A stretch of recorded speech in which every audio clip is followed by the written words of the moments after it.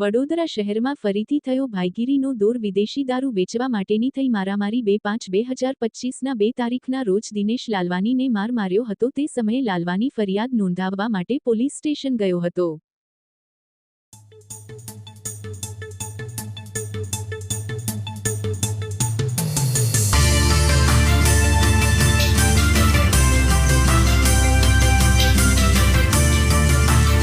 બે તારીખે શરૂ થયેલો।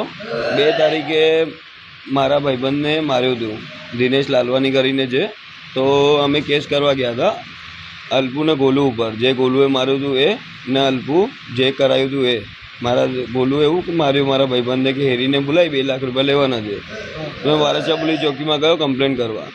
મેં કીધું વારસાવાળાને એસએમ બસાવવાને કે સાહેબ આવી આવી વાત થઈ છે, આ લોકો પૈસા માંગતા હતા ને મારી જાનને જોખમ છે, તમે મને બચાવો। તો એ લોકો એવું કે તમે સબૂત લઈ આવો અલ્પુ વિરુદ્ધ। પછી મને બહાર કાઢી દીધું। પછી મારા જોડે જે દિનેશ લાલવાની હતો ને એને બહુ જ માર્યું એસએમ વસાવાય। મારા પાસે એના સબૂત પણ પડ્યા છે, વિડીયો પણ છે। પછી અલ્પુ આવ્યો ત્યાં ઓફિસમાં અંદર બેઠો, અલ્પુ જોડે વ્યવહાર કરી લીધો એસએમ વસાવે કે ખબર નહીં, એ તો મને બરાબર છે। પછી અલ્પુને ને ત્યાં બેસી ગયો હતો। પછી મારા મધર આવ્યા ને એમને એક્શન ઉઠાવ્યું કે જેના ઉપર અમે ફરિયાદ કરી છે તમે એને અંદર બહાર રાખ્યો છે ને જે તમને ફરિયાદ આપવા છે એને તમે મારો છો। એના પછી છે ને અલ્પુ ભાગી ગયો ત્યાંથી ને અલ્પુને જવા દીધો હસી ખેલતા। પછી છે ને પોલીસવાળા મારા ફ્રેન્ડને ટોર્ચર કરતા હતા કે તું સમાધાન કર નહીં તો તને મારીશું, સમાધાન કર ને તને મારીશું।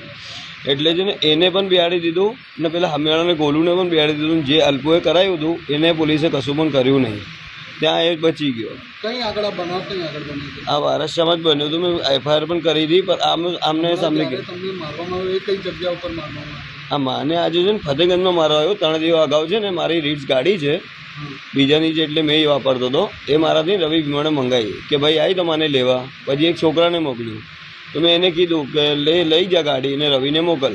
તો રવિ એવું કીધું મેં ગાડી લઈને આવું છું। પછી છે ને આવી નહીં, ગાડી આવી નહીં, અડધો કલાક રાહ જોઈ, કલાક રાહ જોઈ। રવિ કે આવું છું। માને માથામાં ચક્કુ માર્યું છે ને લોખંડના પાઇપો આવે છે ને એ અહીંયા બધા માર્યા છે।